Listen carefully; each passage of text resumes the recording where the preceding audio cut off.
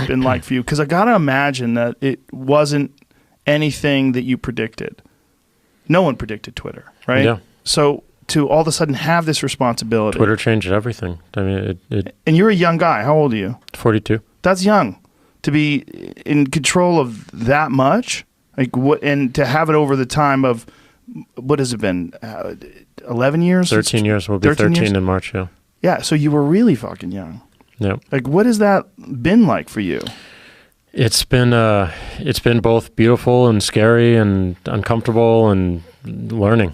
It's just been a ton of learning and evolving, and like it shows me every single day where I need to push myself and what I don't know. And I think a big part is like just the realization that we're not going to be able to do this alone, and I don't think we have to either. These are what the technologies continue to allow. Is we can, if we have to have all the answers around enforcement or policy, whatnot, we're not going to serve the world. We have aspirations to serve every single person on the planet, and we have aspirations to, be the first consideration for the global public conversation. And if we're the bottleneck for all this, we're not going to reach those aspirations. So it's just thinking deeply about how we might distribute more of this work and decentralize more of it, and look at the platform itself and like what we need to change to reach that reality. And I think we got to look really deep and foundational. It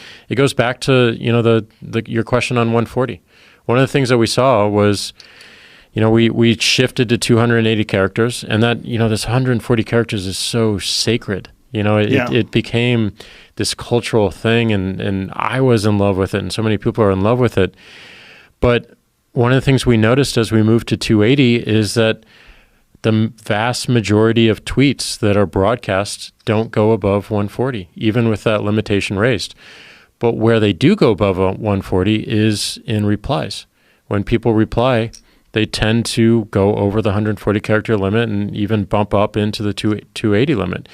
And what we've seen it allow is just more nuance in the conversation. It allows people to give more context and kind of just get their experience on the table a little bit more, whereas 140 did not allow that. So we have seen that increase the health of those conversations and the discussion. So it's stuff like that we need to question and not hold so sacred. Is there any consideration to expanding it further? Not right now. We're How about 1 million characters? No? Well, we don't have edit tweets right now. So do you think that that's good or bad? Well, if you can't edit 140 characters, you're going to be really pissed off if you write 1 million characters and you can't add those things. You know what I would like? I would like edit, the ability to edit, like if you make a typo or something like that, but also the ability for people to see the original. Yeah. Like edit, but see the original. Like say... We're looking at exactly that. Oh, really? We're looking at exactly that. The reason we don't have edit in the first place is we were born on SMS. We were born on text messaging. When you send a text, you can't take it back. Right. So when you send a tweet, it goes to the world instantaneously. Right. You can't take it back.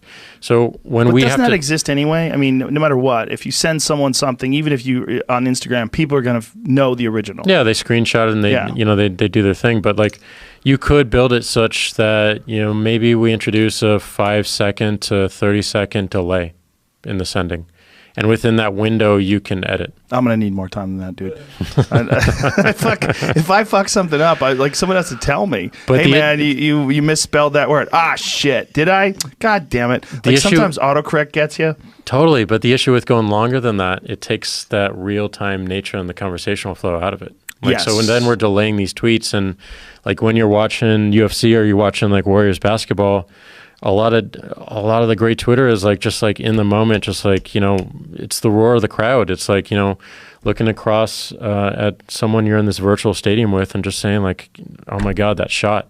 Can you believe it? But isn't clarity more important, because you're not going to give up? It depends on the context. Yeah. You're still going to have the ability to communicate quickly. Yeah. But you also have the ability to clarify. That's where we need to really pay attention, because if you're in the context of an NBA game, you want to be fast and you just want to be of the moment and you just you want to be raw. But if you're in the context of considering what the president just did or making a particular statement, then you probably need some more time. And we can be dynamic there.